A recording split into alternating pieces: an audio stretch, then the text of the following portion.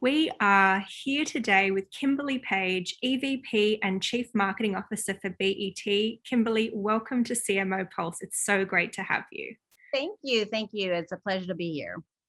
And on the in the lead up to such an exciting time, I know there was a lot of buzz in 2020 around your BET Awards, where you really did a lot of new things in a virtual standpoint. What have you got cooking for this year's BET Awards? I hear it's actually live. Can you share a little bit about what's going on there? Yes, it is live. For us, the BET Award is probably the best manifestation of the BET brand, what it stands for.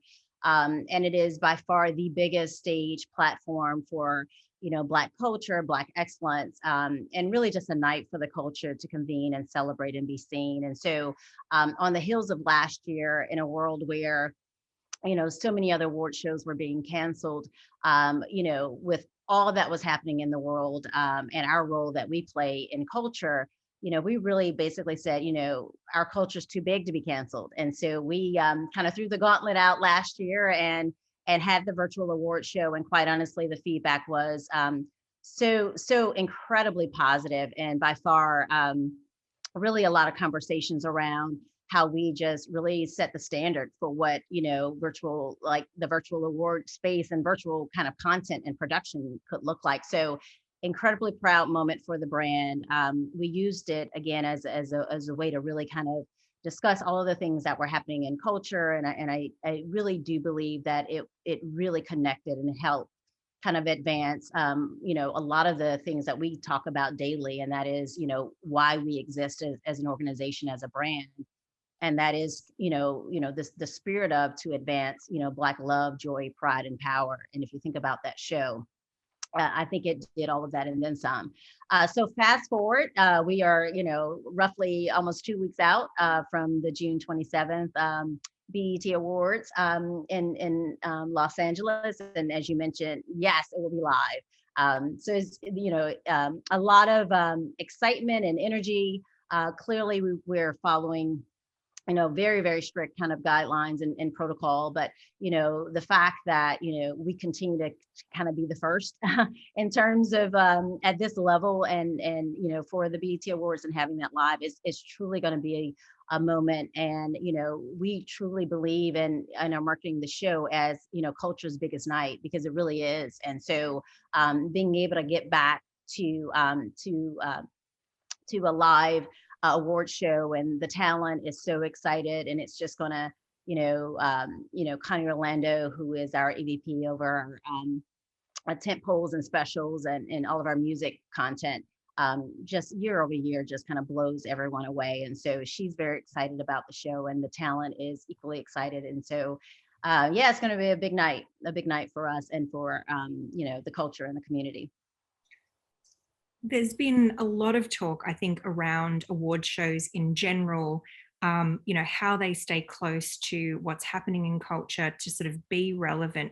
Can you speak a little bit about your approach with the BET Awards and how, you've adjusted or perhaps thought differently about the awards, given the last year or 18 months that we've had as a community and globally?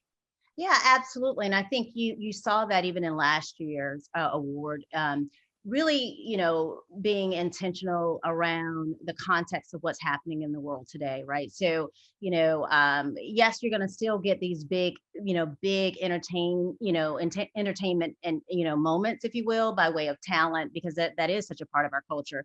But at the same time, really using this global stage to kind of talk about the things that are of concern for our community, right? So whether it's pride, or whether it's again talking about the things that are at the forefront of, I think, everyone, and that is just the spirit and intent of building and creating an equal and just world. So I think for us, it's yes, entertainment is a big piece of it, but it's always been rooted in moments of Black excellence and celebrating those, and really identifying people who are doing amazing and much needed things in the community. And so we're not shying away from that at all, but we do know that it's all a part of our culture, and I think we tend to try to really do a great job and using this moment in time to kind of really bring a lot of those things to the forefront, and without question, beyond some of the amazing surprising talent and some of the collaborations that you'll see, for me it's sometimes just the speeches. I think there's such a I think a comfort when we convene as a community. And I just remember, vividly over the last couple of years, whether it was, Tyler Perry talking about, the launching of his studio and what that meant, on, to have the largest studio on prior kind of Confederate military base, to, Jesse Williams talking about, the spirit and the power of who we are and how we have to consistently kind of continue to push to be our best selves, but also kind of challenging all others to really look at us in the fullness of who we are and how we show up. And so all of those moments always happen at the BET Awards. I literally kind of get chills kind of thinking about it, but I think we can expect that and then some. Well, and that's on the horizon, and that's something new, and you'll be the first to be embracing, or re-embracing rather, that live experience. You also have a lot of firsts happening. You have a new visual identity that I know is in the works, as well as having just re-entered the unscripted space. Can you talk a little bit about, there's just a lot of change, there are a lot of launches, there are a lot of big things happening. What are you excited about, and what are you sort of really focused on right now as a CMO? Yeah, so a great question. I think part of my why of joining BT was really this notion that we've always had kind of this dual mission, right? So yes, it's always been about great content and experiences, but the second piece has always been about changing outcomes for our community. And as I think about and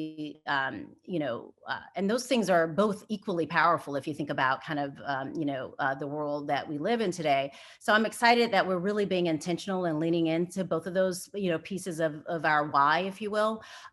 We know that whether it's COVID and helping to raise funds, to now really helping to bring the facts and educate our community on the vaccine, and so for us it's not just about shows, if you will, but also really really being that voice and providing information to our community.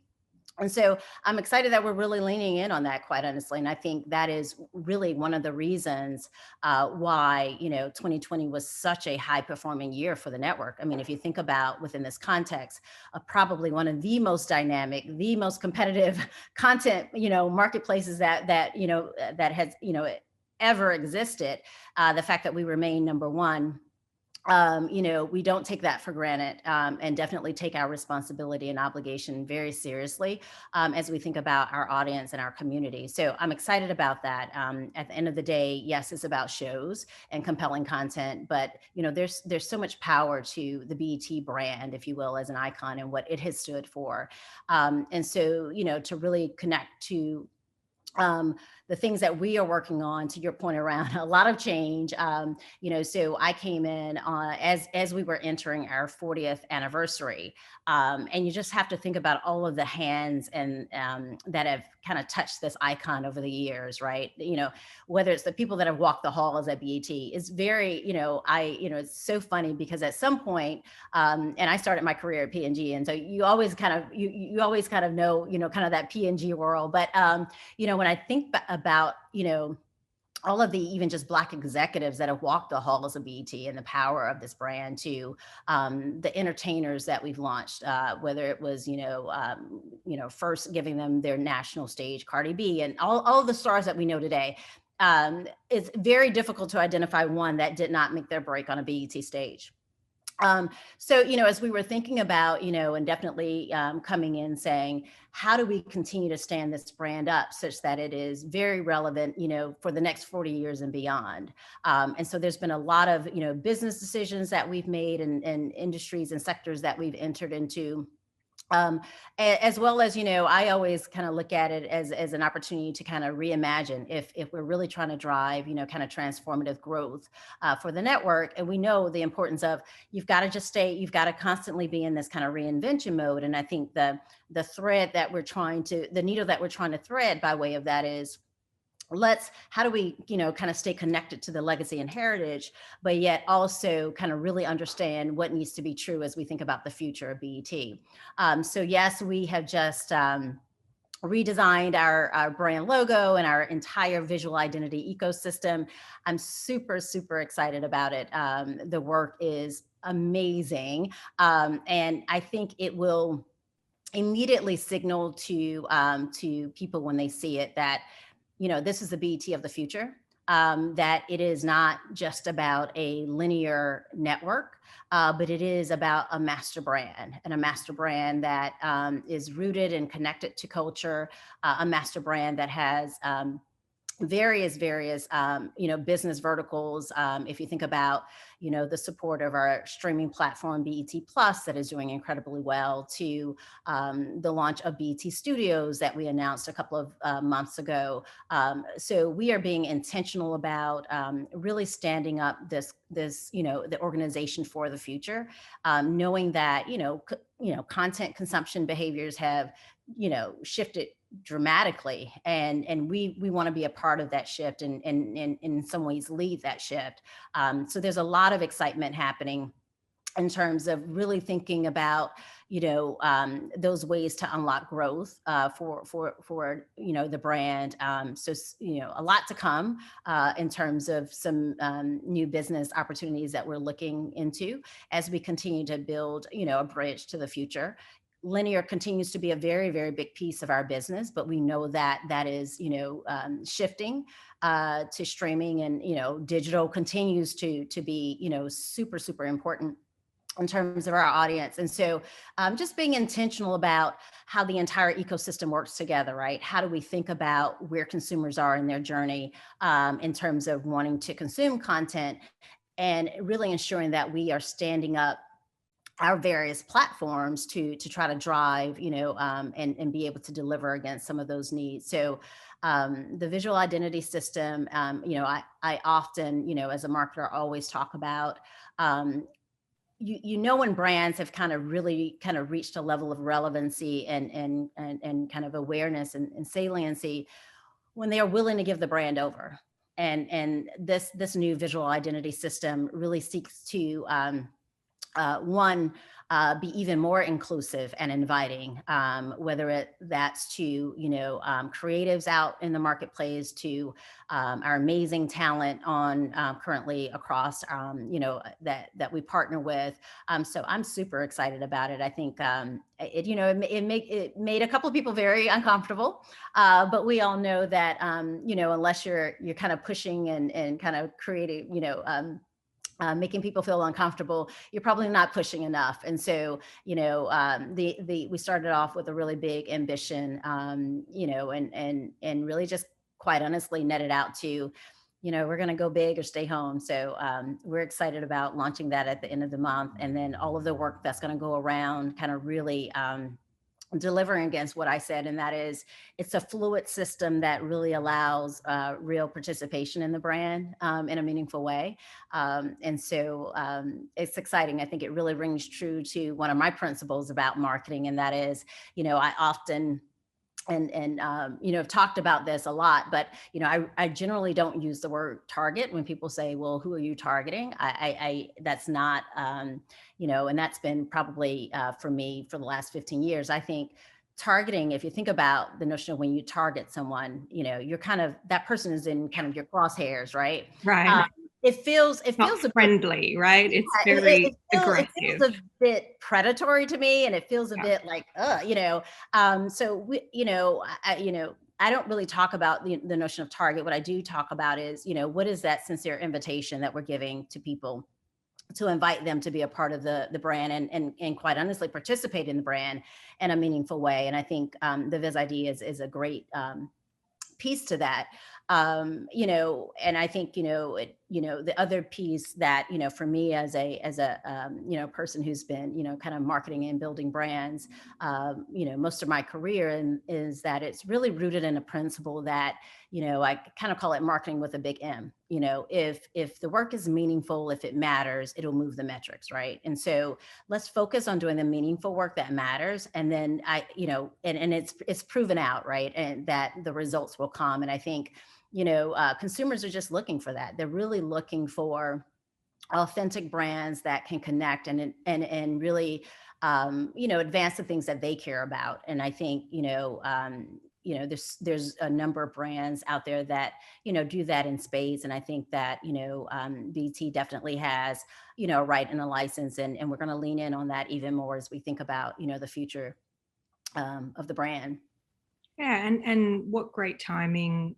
It's always been important to the consumer, but I feel like at least in the last 12 to 18 months, that's become so obvious, and Oh it's my just God. really, become something that isn't optional anymore. So it sounds like a great time to think about that. And you give the dichotomy of going big or staying at home. I guess you had to stay home and go big. So That is so true. I love that. Yes. I mean, honestly, I think I look back again, just on the heels of such a successful year for the brand, and just the work that the endless amount of energy, and as I mentioned, just I was just amazed at the way that the teams showed up every day. I mean, it really, it felt very personal for us. And I often say, I hate when businesses say, it's business is not personal. No, I actually think great business is personal. And I think, we felt again a personal responsibility to our community during that time. And I think, to your point, it's not a choice. Brands they can no longer sit on the fence. And I think I'm so supportive of consumers, and definitely, as we know, our younger audience, who that's how they're choosing and filtering the brands that they choose to participate and let alone covet. Those brands have to stand up well above and beyond their functional reason for being. It's like, no, what do you stand for, and how do you support the things that I, as a consumer and constituent of your brand, that's important to me. And so I fully support it, and I love that notion, because I think it's so beyond action. Words is now about actions, and I think our consumers are holding these brands and companies accountable, and I think that's really, really a good thing. yeah, it's one of the things that I really hope persists beyond the pandemic. In the rush to get back to whatever is next, it is really something that I believe will come. Like, I don't think that's a consciousness that you can revert back from. Mm-hmm. Mm-hmm. So this is obviously something, so you talk about this in the context of BET, but this is obviously something that you also personally, Mm-hmm. as Kimberly Paige, feel very passionately about.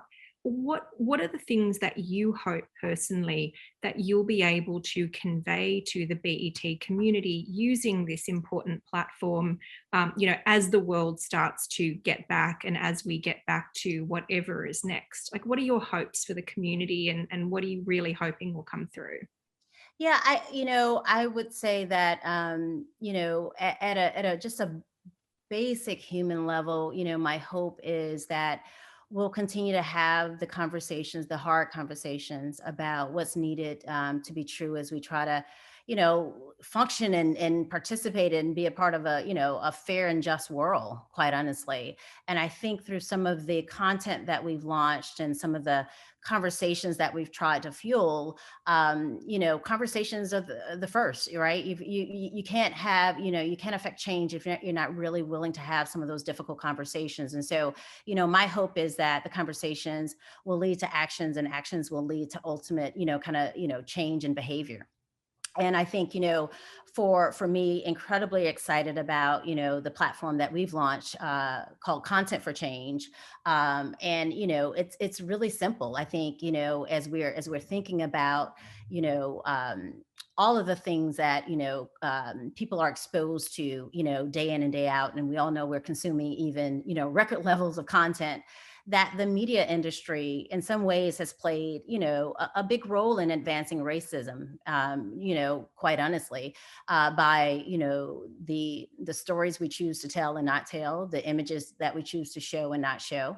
And, it is my hope that with this platform, even us, BT being a, we super serve the Black audience, really saying that we want to even be more intentional about developing content that really seeks to really share and, support the fullness of who we are.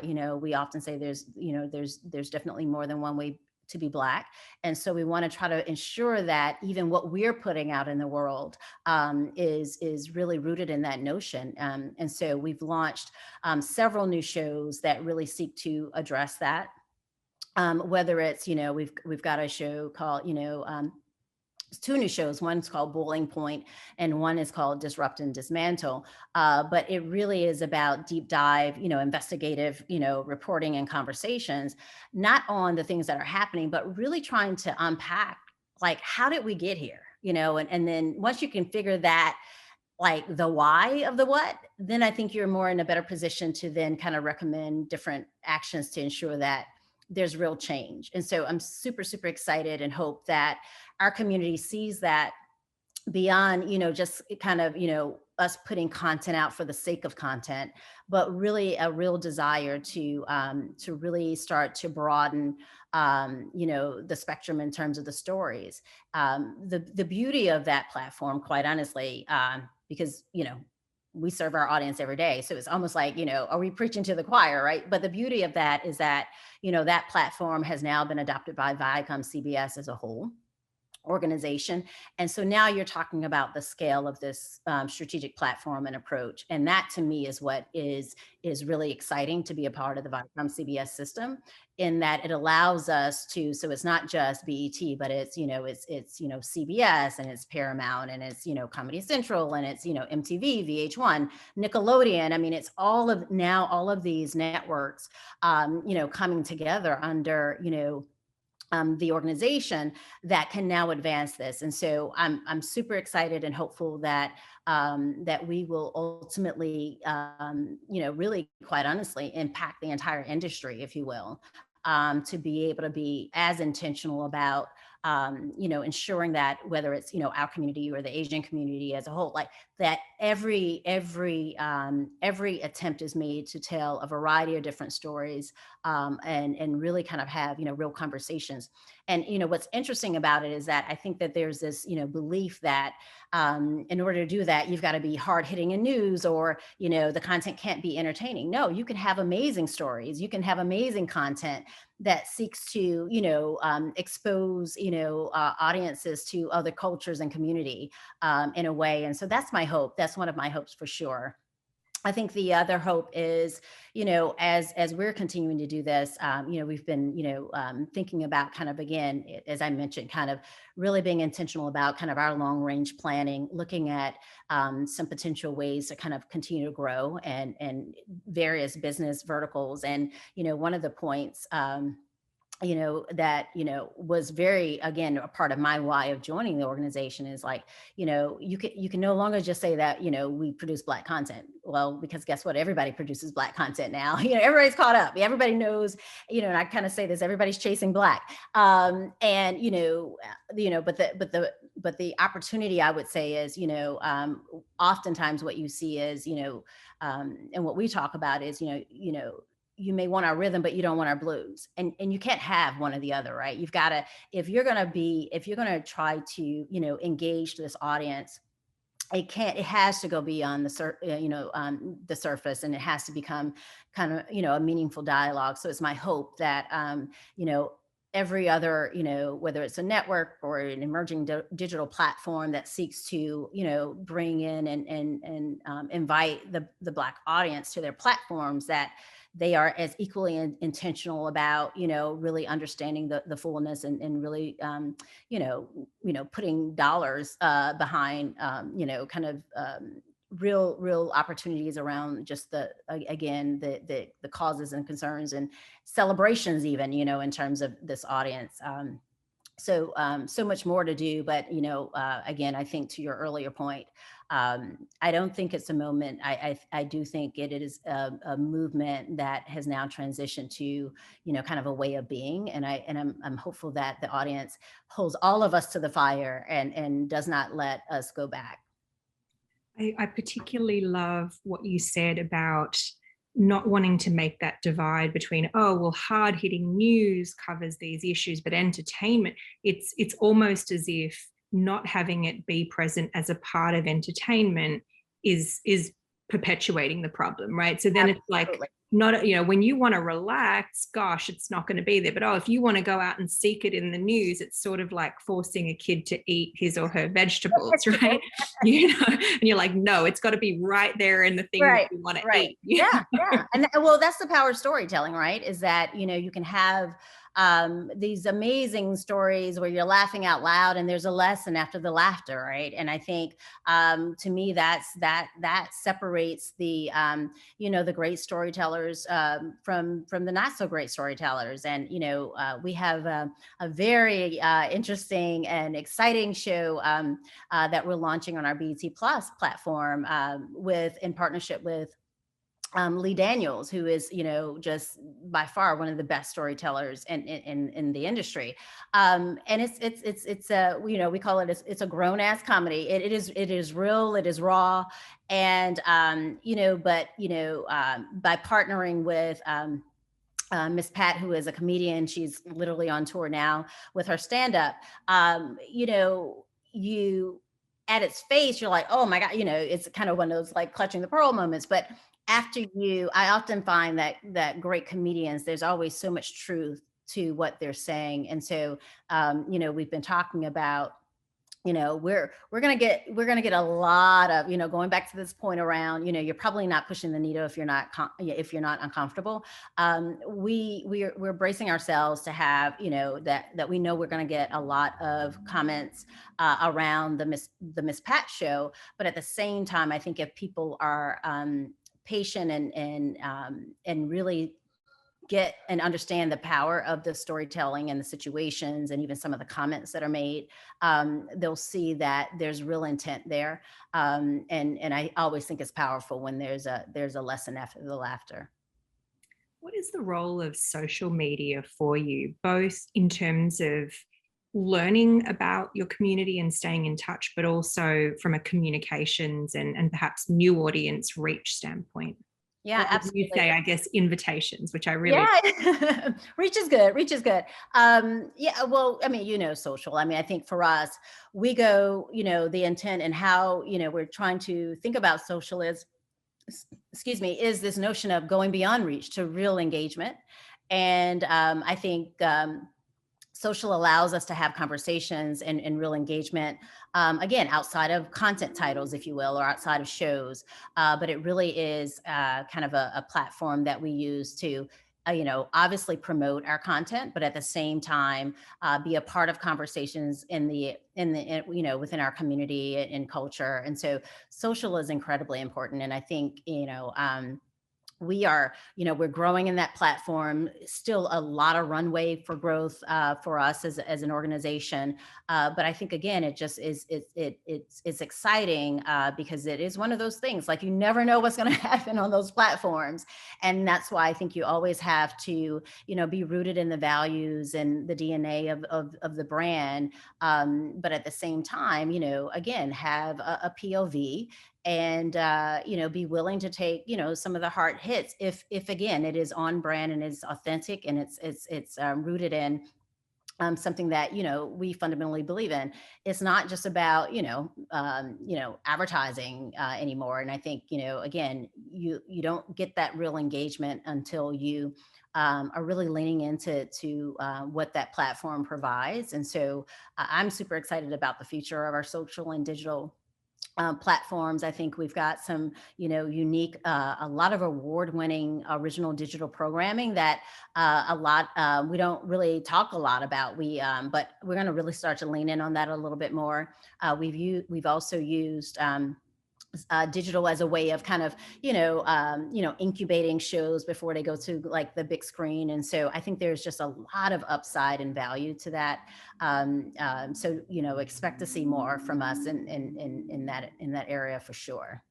Yeah, I know one of the things that has always stood out, but perhaps most notably in the last year, was just how different shows of yours on social have very different voices on different platforms. So there's a real um, intentional, like Mhm. there's a real intent to how you go about it, and it is very different. It does just makes a huge difference to audiences. Yeah, yeah. And I think, we are, fortunate enough, again, we are launching kind of a record level of content at the network. And so, like, the ability to figure out like those various, from an audience segmentation, again, going back, there's more than one way to be Black. All Black people, they may not like this content, but they may like that content. But really being intentional about, again, the various need states of which we're kind of tapping into, and what are the needs of the audience, and how do we start to stand up, whether it's, content or again, experiences. Our BET Live business can't wait to get that, kind of back up and running when the world is safe and reopens. But just really being, to your point, intentional about that, because I do think that the various platforms allow for different conversations to be had with our audience. And so again, I think that there's real kind of a long runway in terms of continuing to fuel a lot of those kind of conversations.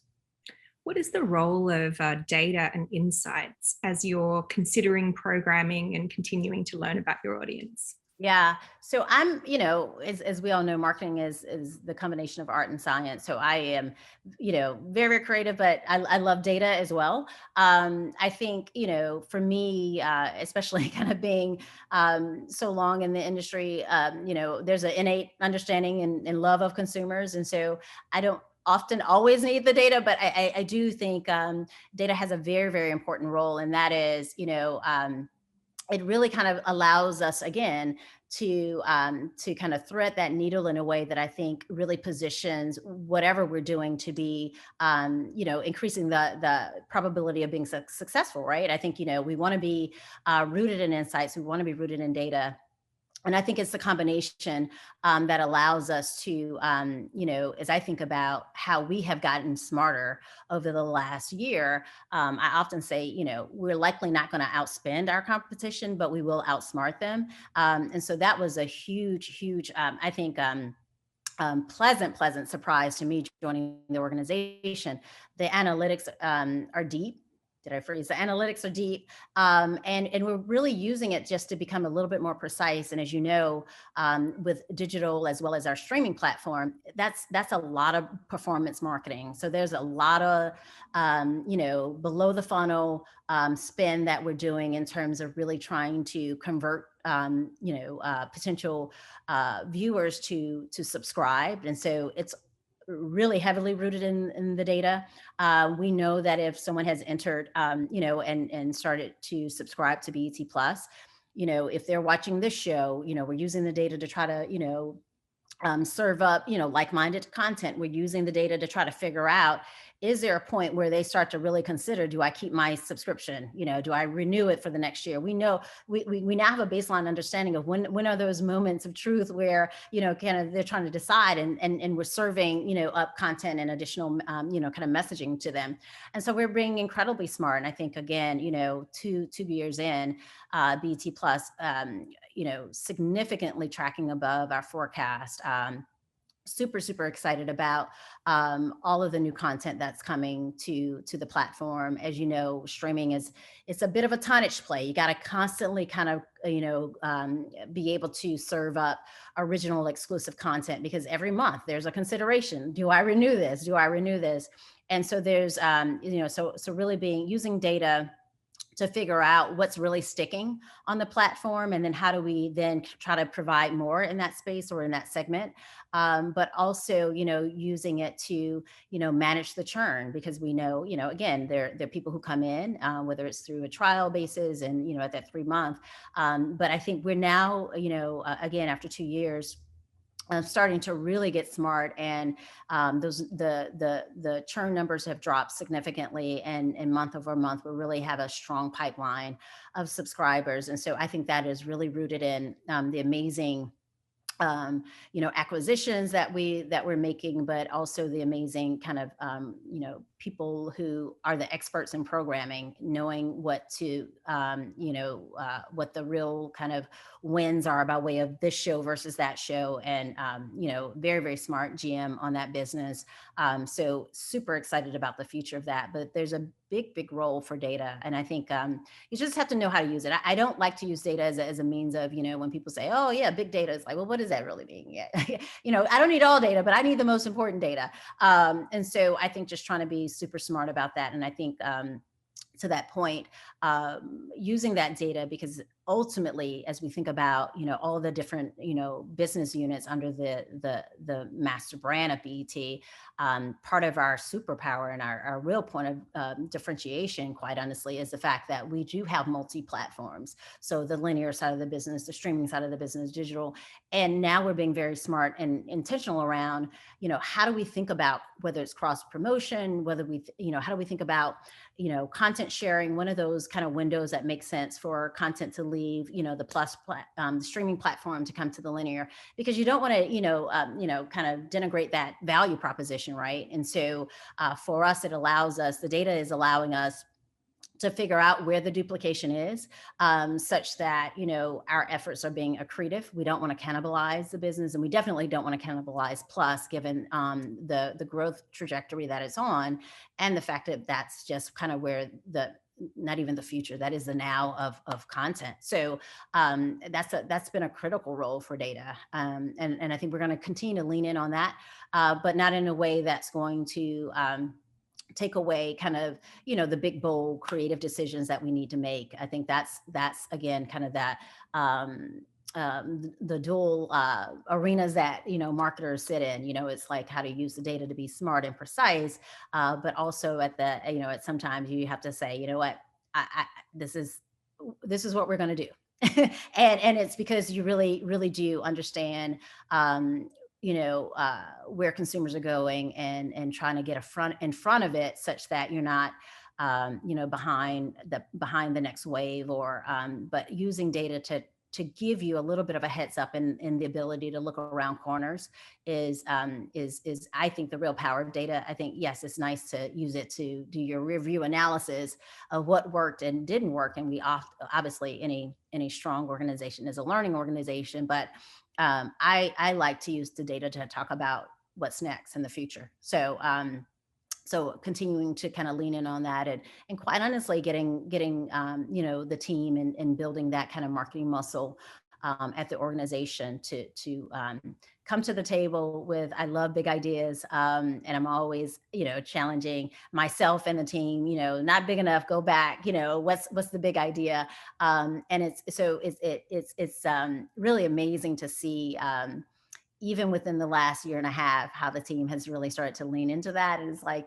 just the approach. So I'm super excited. I truly am really equally excited about building capabilities of our team, and really kind of teeing kind of that next pipeline of talent, as we think about, kind of within the marketing function. So it's all good stuff, hard stuff, sometimes draining, very tiring stuff. But, each morning, I kind of wake up energized, and to your point, stayed home, but stayed big in the sense of like the big ideas. So all just more exciting things to come from the brand. I love that. When you reflect back over your career, and so you started early in P&G, you've been with Coca-Cola, you've sort of really done the rounds on the brand marketing side, and now at BET. Can you talk a little bit about what the most influential decision has been for you throughout your career? Sure, absolutely. That's an easy one. One was joining P&G, deciding to join P&G. All these years later, I still lean on some of those basic fundamentals that I think, P&G provides, in terms of the power of building a brand. How do you think about, the what it means to build a brand that has is, kind of equity and all of the hard choices that you have to make both in the short term and long term. And I think those are just some basic principles around business, quite honestly. And so I think, that was a very, very big decision. I think, the second one was, pivoting. After 17 years in the beverage industry, deciding to go to beauty was a huge was a huge pivot. And I just take on the belief that, I'm always where I'm supposed to be, even in those situations where, I went for this reason and that, didn't prove to be true. The lessons for me, have just really allowed me just to continue to grow personally and professionally. But that was a really strong pivot just by way of, right before I left Coke, I was, leading marketing for our ventures and emerging brands business, which was, an amazing, amazing group at the organization that was really tasked with, figuring out where the beverage landscape was going. And as a result of that, naturally had a health and wellness lean into it. And so it allowed me to really kind of play part futurist again, kind of looking around corners. I laugh when I talk about this. At that time, we were saying, we were doing a lot kind of white space kind of assessment around where we're going to be those big kind of growth areas. And we were saying, people are going to want salad in a bottle. We didn't even know what it was called. Like we just said, people are going to want their salad in a bottle. And we started talking about all these amazing ingredients, turmeric and all. I mean, this was years ago, so to see kind of where we've all kind of shifted in kind of consumption is huge. But what that, kind of how that positioned me for beauty was, there was a very, entrepreneurial kind of lean in on that, right? We were looking at these emerging, brands that were doing these, really amazing things. And we're like, how do they do that? And so the notion of trying to understand what iconic brands do and how they become, multi-billion dollar brands, but all the lessons that were learned from watching these small players enter the marketplace, totally disrupt the model. Entered the beauty business that was going through its whole disruption as well. These founders that were launching every other week and really having to understand, what do brands need when they need it, understanding their phase of development. When do you go full bright by way of distribution versus keeping it very small and incubating it? And how do you kind of really, again, kind of bring the audience to the story of these brands? That's when the whole notion of founder-led brands became really, really important. And so, there've been a number of pivots, and then obviously, this last one, I've always, managed big media buys and budgets, and I've always been a client of Viacom, CBS, and BET over the years of my career. So to now sit on this side of the table, which, our president of sales, Louis Carr, always reminds me of how demanding I was as a client. and now he's like, remember when you used to ask for all of those things? Now, now kind of what we had to go through in order to deliver against it. But I think it has allowed me to come in and really kind of think, strategically around, what needs to be true as we seek to, not just, spots and dots, but really kind of provide branded solutions for our clients and sponsors. And so, and that's a lot of that CPG training, quite honestly, but it's an exciting time to be in the space. Definitely just, again, the power of content, the power, and which was always the case in the brand world as well. And so this has been a huge pivot and a decision that was made to enter the media and entertainment space, and it's been great. I've had nothing but excitement. It's been a crazy ride the last 2 years to come into the media industry during this time in our history. There wasn't ever a morning you woke up, you're like, oh, okay, there was just so much happening, as we all know, in the last 15 to 18 months. And every day you just never knew, but you just had to kind of buckle up and just stay laser focused on our consumers and viewers, and really push for the right things. And so again, it's been a huge exciting ride thus far. And if you could go back to yourself at the start of your career and offer one bit of advice that you know now, what would that piece of advice be? I would, it sounds so cliche, but I think I would say, you said one thing. I think I would say two things. I would say, just be who you are. I mean, I think, oftentimes, especially when I was entering the executive business arena, you felt like there was this prototype of who you had to be and how you had to show up. And there was always this dance a little bit when people say, oh yeah, bring your whole self to work, but I will, and it is definitely kind of my testimony in that, it wasn't until I really understood that and started to do it, and day in and day out, that my career kind of took off, quite honestly. And it was just this notion of, that connects to my second point, in that, I would say, not only are you ready, you're probably, overqualified. So don't doubt yourself, right? I think, oftentimes being, the only, woman of color in the room, I think we go through, that, and probably 15 years ago, I just said, you know what, I'm here because I have value and I have an opinion. And I think it was really when I leaned into that notion, because the only thing, I know for certain is my experience is my experience, and no one can say it's not my experience. And so just bringing that perspective to the table, oftentimes it was the smallest of comments, but really just provided the nuance that I think all great marketing understands and gets. And so really leaning into that, having a point of view, I think, was again just, immediately started to kind of change not only kind of my value that I was bringing, but also, really starting to help advance the business. And so I think that, that would be my one thing, is to, show up and, use your voice, and don't doubt that, because ideally, if you're in the room, you're probably, one, have a lot to bring, and two, probably overqualified than a lot of people. And I say that for the most sincere place.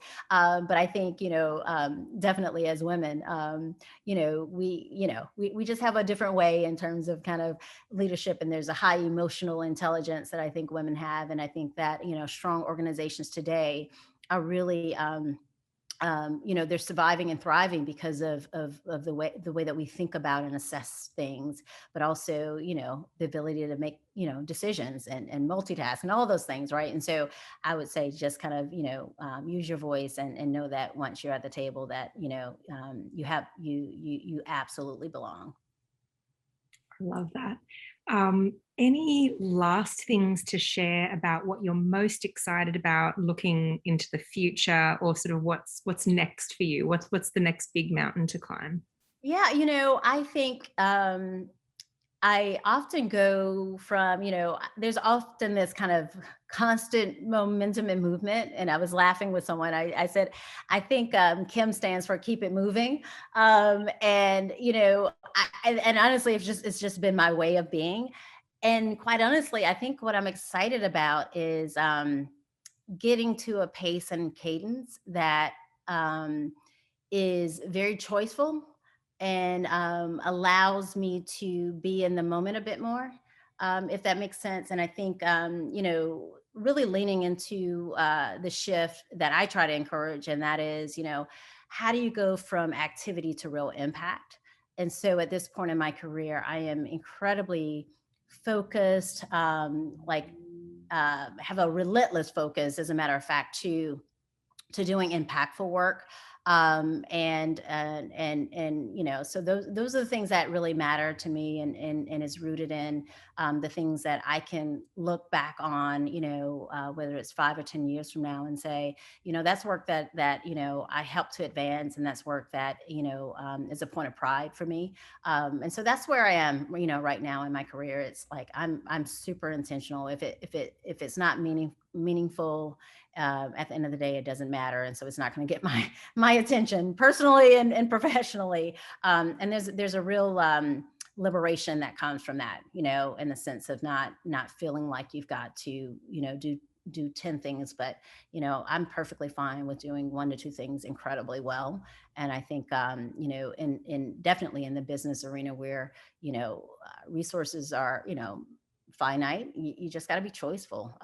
So it's, let's not try to boil the ocean. Let's really figure out what's going to be material to the business, and material in, our community and focus on that. So that's how I would sum up where I am today, and what kind of continues to kind of fuel me, both by way of energy and kind of just passion and purpose.